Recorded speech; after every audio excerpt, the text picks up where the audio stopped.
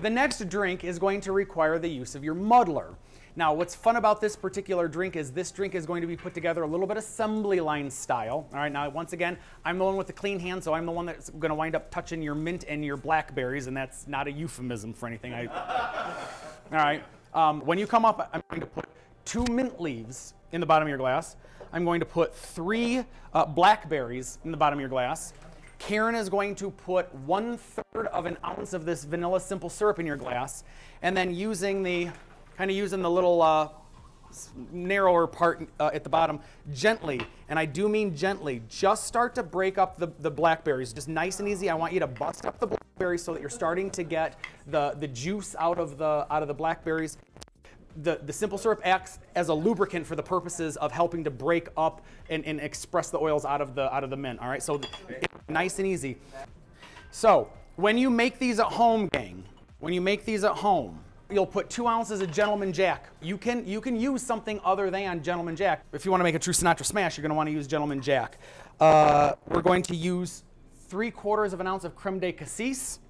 All that is just a blackberry liqueur. All right, so what we're doing is we're really infusing, we're building flavor here using both fresh blackberries as well as, obviously, fake blackberry juice. Do you have one that you recommend, Kristen? And then lastly, we're going to do 1.25 ounces of sweet and sour mix. Now, the sweet and sour mix is part freshly squeezed lemon juice and part vanilla simple syrup. So I do 1/4 of an ounce here. Now remember, we've already got simple syrup in our glass, so we want to be very careful. We want to make it too sweet. The purpose of the lemon juice is to tartan it up a bit. And then to top it off, I get a nice big ice cube.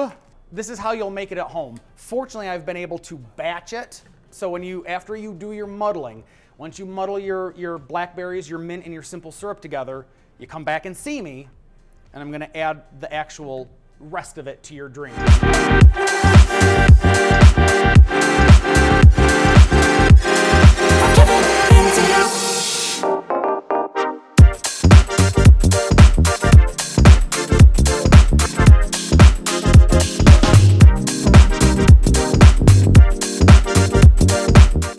I found that I actually like putting the mint in the cocktail because the mint helps offset the tartness from the berries.